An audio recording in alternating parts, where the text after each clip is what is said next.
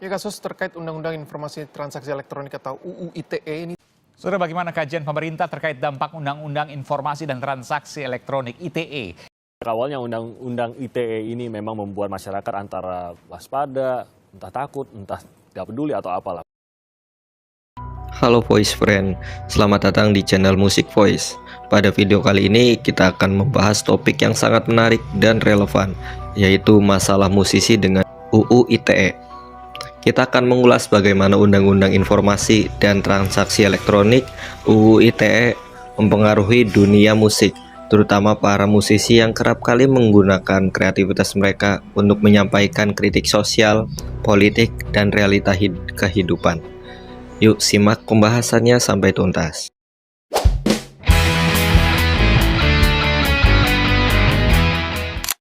UU ITE dirancang untuk mengatur penggunaan teknologi informasi di Indonesia.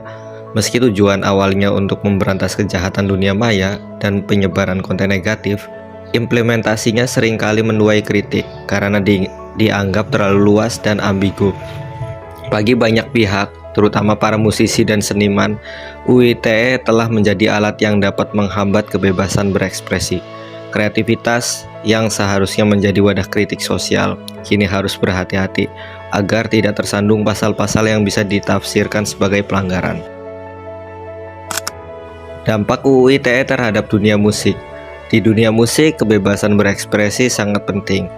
Lirik lagu, video klip, dan interaksi di media sosial menjadi medium utama bagi para musisi untuk menyampaikan ide dan kritik. Namun dengan adanya UU ITE, beberapa masalah mulai muncul. Pertama, self-censorship. Banyak musisi merasa harus menahan diri dalam berekspresi. Mereka khawatir bahwa kritik tajam terhadap kondisi sosial atau politik bisa disalahartikan dan membuat mereka tersandung UU ITE. Hal ini menyebabkan terjadinya self-censorship, di mana ide kreatif mereka tidak sepenuhnya tereksplorasi. Yang kedua, tuduhan, hinaan, dan pencemaran nama baik.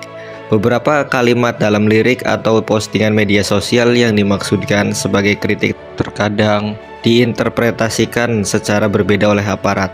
Hal ini bisa berujung pada kasus hukum yang tidak hanya mempengaruhi karir musisi, tetapi juga kehidupan pribadi mereka. Yang ketiga, keterbatasan dalam berkarya. Kreativitas adalah darah kehidupan seorang musisi. Namun adanya batasan dalam menyampaikan kritik atau opini membuat beberapa seniman merasa terkungkung. Mereka merasa bahwa UU ITE membatasi ruang kreatif untuk menyuarakan aspirasi dan mengangkat isu-isu penting. Mari kita lihat beberapa contoh kasus nyata yang pernah terjadi. Pertama, kasus lirik kontroversial. Ada sejumlah musisi yang pernah mendapat teguran atau bahkan menghadapi proses hukum karena lirik lagu yang dianggap mengandung unsur provokatif atau menyinggung pihak tertentu. Misalnya, ada kasus di mana sebuah band indie mengunggah lagu dengan lirik yang mengkritik aparat secara terbuka. Meskipun niatnya adalah untuk menyuarakan kebenaran dan mengunggah kesadaran masyarakat, tapi beberapa pihak menafsirkannya sebagai ujaran kebencian. Akibatnya, band tersebut harus berhadapan dengan tekanan hukum yang membuat beberapa musisi ragu untuk mengeluarkan karya-karya serupa di masa depan. Kedua, postingan media sosial yang dipermasalahkan. Beberapa musisi juga pernah mengalami masalah akibat unggahan di media sosial. Sebagai contoh, seorang musisi yang sering membuat lirik lagu masterpiece yang mengunggah video singkat yang membuat opini pribadi terkait kondisi politik saat itu. Unggahan tersebut kemudian menjadi viral dan mendapat reaksi keras dari sebagian kalangan yang menilai video itu melanggar UU ITE. Ada lagi ini, meskipun ini tidak selalu berujung pada penuntutan, tekanan dari masyarakat dan potensi risiko hukum membuat musisi tersebut harus lebih berhati-hati dalam berkomunikasi. Dampak pada kolaborasi dan festival musik. Di beberapa kesempatan, penyelenggaraan festival musik atau kolaborasi antar musisi juga terhambat karena kekhawatiran akan kontroversi yang bisa muncul akibat interpretasi lirik atau penampilan panggung.